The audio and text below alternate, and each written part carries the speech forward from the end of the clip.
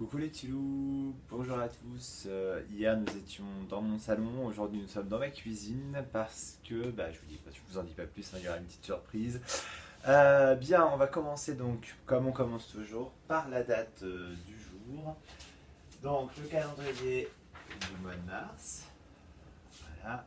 Hier nous étions donc jeudi 19 mars. Aujourd'hui nous sommes donc ce jour-là. Nous sommes donc vendredi 20 mars 2020. Voilà donc pour ceux qui le souhaitent, la date écrite en capitale et en attaché. Petit rappel pour la date en abrégé. On commence par mettre le numéro du jour, le numéro du mois et le numéro de l'année. Ce qui donne, si vous ne vous êtes pas trompé, et je n'en doute pas, 20 pour le numéro du jour, 03 pour le numéro du mois. Je vous rappelle que nous sommes janvier, février, mars, le troisième mois de l'année, d'où le 03, et 20 pour l'année. Le numéro du jour, le numéro du mois, troisième mois de l'année, et le numéro de l'année, 20, 03, 20. Aujourd'hui, c'est une journée particulière puisque si l'on regarde sur le calendrier, et comme nous l'a bien fait remarquer William, c'est le printemps. Je voulais d'ailleurs commencer aussi par remercier et féliciter Gabriel, Gentibeco, Julien, Jules, Fontenot, Lila et William pour leur retour et leur super travail. Bravo, continuez comme ça, c'est super. Bien, le nombre mystère du jour d'hier était le 14. Bravo à vous. Et voilà pour aujourd'hui. Quel est mon nombre mystère? Il est dans la deuxième, dans la ligne des nombres qui commencent par 1, 2, et dans la colonne des nombres qui se terminent par un 6. Comment s'appelle-t-il?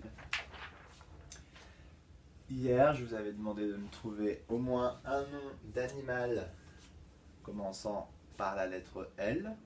Bravo, vous avez été super efficace puisque vous m'avez trouvé énormément de noms d'animaux. Le lapin, le lynx, le loup avec sa lettre muette, la limace, le lièvre,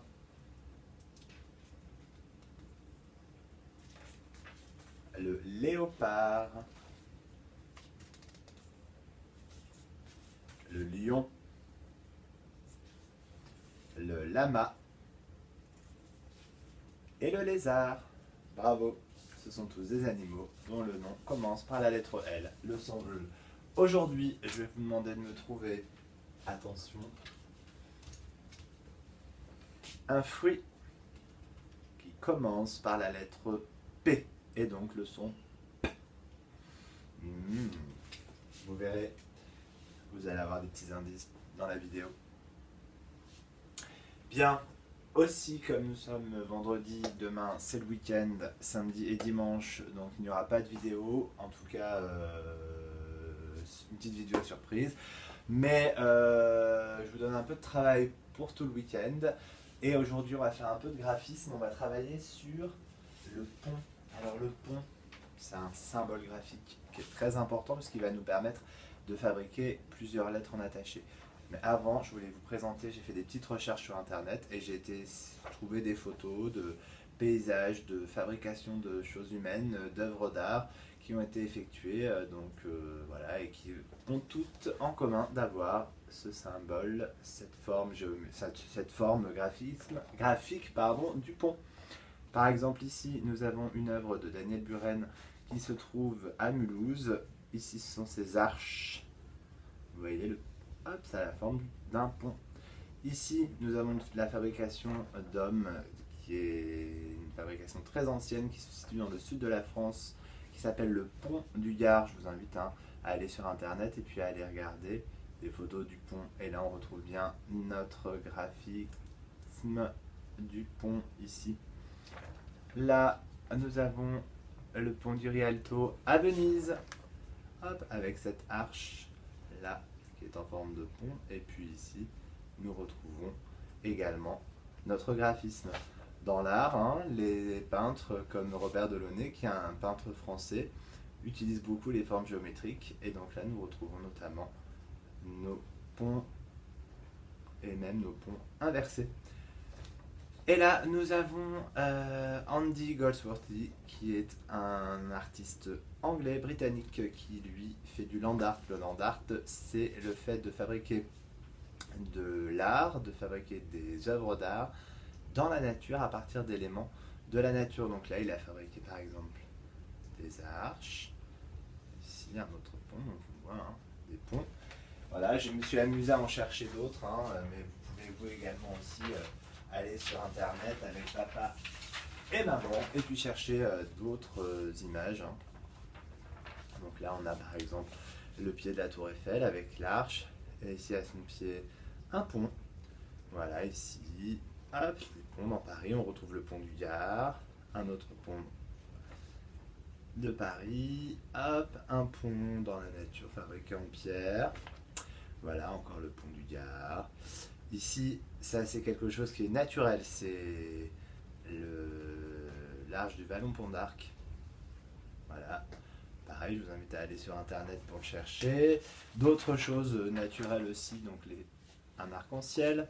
Ici nous en avons un en photo, qui a aussi la forme d'un pont.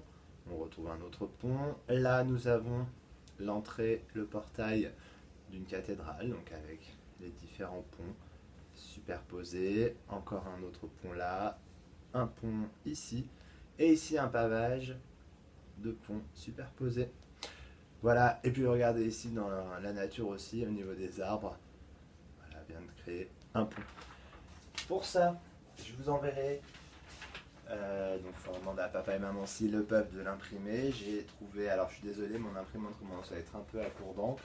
J'ai trouvé cette magnifique photo du fameux pont du Gard et qui va vous permettre de commencer par vous entraîner. Alors comment on va faire? Vous allez d'abord commencer par prendre votre doigt. Si vous le souhaitez, vous pouvez même, avant toute chose, prendre un plateau, une assiette, quelque chose de plat dans lequel vous mettrez de la farine.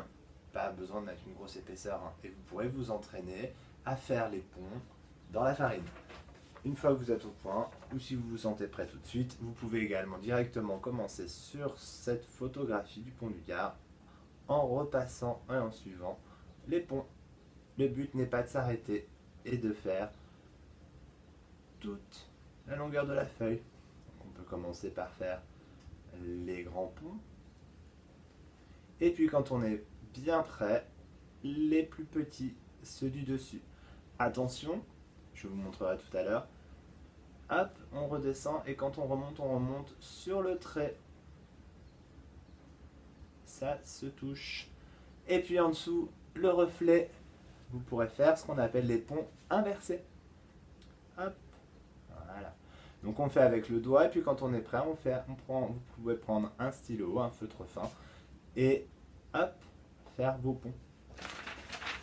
Et puis parce que c'est le week-end et que vous avez quand même pas mal de temps, hop, 2 petites fiches de graphisme à faire. Celle sur les ponts à l'endroit et celle sur les ponts à l'envers. Et puis si vous avez envie, si ça vous dit, n'hésitez pas sur des feuilles vierges avec des beaux feutres, des crayons de couleur, de la peinture. Amusez-vous, faites-moi plein de ponts. Montrez-moi un petit peu ce dont vous êtes capable. Donc, voilà des ponts à l'endroit et à l'envers. Alors, quelle lettre est-ce que ça va nous permettre de faire? Notamment le N, qui est fait de 2 ponts, et le M, qui est fait de 3 ponts à l'endroit. Et puis le U, qui est fait de 1 pont à l'envers. Donc voilà, les ponts vont nous permettre notamment de faire ces 3 lettres-là. Le N, le M et le U. Je vous montre, regardez. J'emmène la caméra avec moi. Hop! Je vais essayer de bien vous montrer. Donc, pour faire un pont. On monte, on tourne et on redescend. Et là, on s'arrête à la même hauteur qu'au départ. Et on repasse sur le trait. Et on tourne, on descend, on s'arrête et on repasse sur le trait. Voilà. Là, je fais des ponts. Attention, je ne veux pas voir ça. Ça, ce ne sont pas des ponts. Car ici, hop, c'est ouvert. Il faut bien repasser sur le trait qu'on vient de faire. Attention, je ne veux pas voir ça. Ça, ce ne sont pas des ponts. Ce sont des vagues. Et ensuite, les ponts à l'envers. C'est le même geste, sauf que l'arrondi se fait vers le bas. Et même chose, on repasse bien sur le trait. Je monte, je m'arrête. Je redescends sur mon trait. Et voilà. Amusez-vous, entraînez-vous. Faites-moi des beaux ponts. Montrez-moi toutes les photos, etc. J'ai hâte de voir votre travail. Ça, c'est pour le graphisme. Évidemment, hein, je vous mettrai à disposition, papa et maman, toutes les fiches, voilà, si vous souhaitez les imprimer. Rien d'obligatoire si vous n'avez pas d'imprimante ou si vous n'avez plus d'encre ou si vous n'avez pas envie d'imprimer. Vous pouvez également faire vos modèles vous-même. Voilà. La seule petite indication que je puisse vous donner, c'est par exemple sur une feuille blanche, ou coller des petites gommettes ou faire des petits ronds de manière régulière, de façon à ce que votre enfant passe par-dessus. Voilà, histoire de bien avoir le geste. L'idée aussi, c'est de commencer par faire des ponts assez grands et de les réduire de plus en plus jusqu'à faire des petits ponts. Parce qu'en CP, on va vous demander d'écrire entre des lignes. Donc commencez déjà à faire des beaux gestes, à avoir un beau geste graphique entre des petites lignes. Avant-dernier petit travail que je vais vous demander pour ce week-end. Alors je suis allé faire mes courses aujourd'hui, bah oui, hein, il faut bien manger un peu. Et du coup j'ai acheté des fruits. Alors je vais vous montrer un petit peu ce que j'ai acheté. Alors...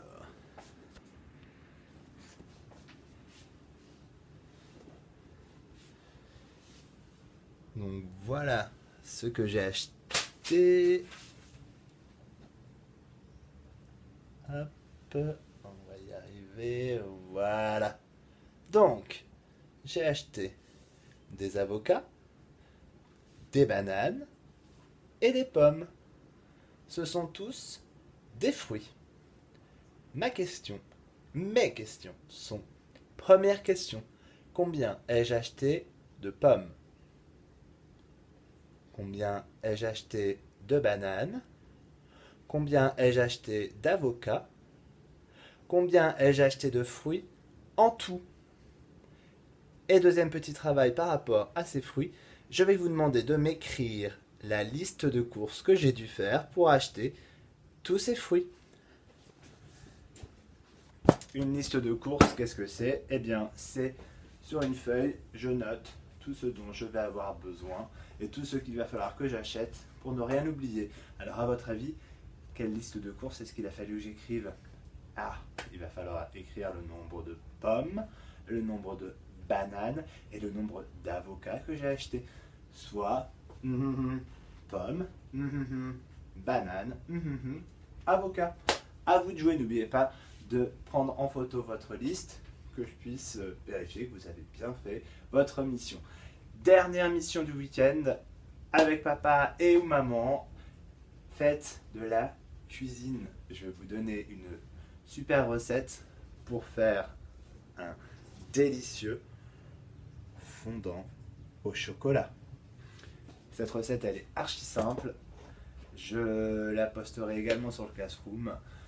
Voilà, vous pouvez tout faire quasiment tout seul, un peu avec l'aide de papa ou maman pour le four, le micro-ondes si vous en avez un.